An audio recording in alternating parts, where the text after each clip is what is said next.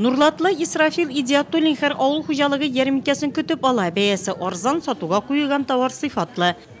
Һәммә әйбер бар.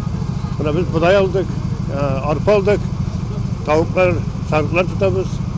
Шуларга азык. Менә бу ярминкәләр инде, бу инвалидлар көненә багышланган булса, менә картлар, бик күп картлар менә монда бөтенесе нәрсә булса да күтәреп алып кайтып китәләр. Юн, арзан бәяләре, барда төшереп бирәләр.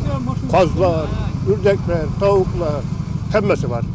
Сөләйманның хуҗалыгы бу юлда ярминкәгә ашлыкны мулдан алып килгән. Шунда ук өлкәннәргә ярдәм итү йөзеннән капчы күтәрү өчен булышчылар да бар. Привезли мы сегодня. Без бүген килограммы 5 сумнан 2 тонна арпа алып килдек. Бодай 2 тонна килограммы 6 сумнан. Шул кадәр үк борчак килограммы 7 сумнан. Товар әйбәт, сыйфатлы, чиста. Товар все хороший.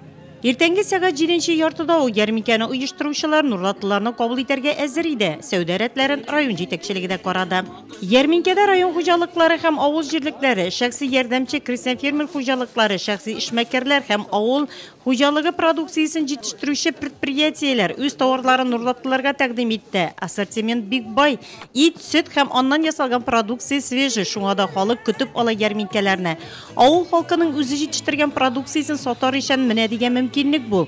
Яктыкүл авылыннан Сәгъдиевләр гаиләсе ярминкәдә еш катнаша. Үз шәхси ярдәмче хуҗалыгында казларны, мал-туарны күпләп асраялар. Казның бүтән әйбере сатуга бара. Мамыгын үзенә җыялар, 450-600-га кадәр мендәр дә заказ бирәләр. Ите дә, ише башыда бөтен сатыла.